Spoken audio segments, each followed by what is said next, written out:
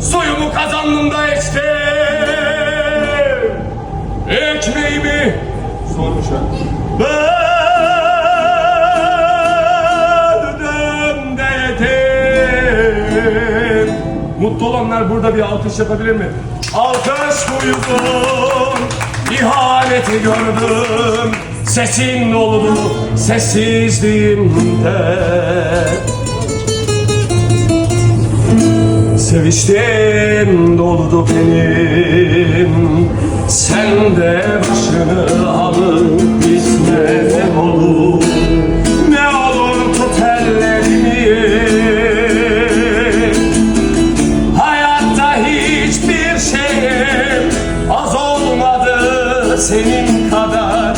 Hiçbir şeyi özlemedim, seni özlediğim kadar. Sen de başını alıp gitme ne olur. Ne olur tut ellerimi, hayatta hiçbir şeyim az olmadı senin kadar. Hiçbir şeyi özlemedim, seni özlediğim kadar. Sen de başını alıp gitme ne olur. Ne olur tut ellerimi,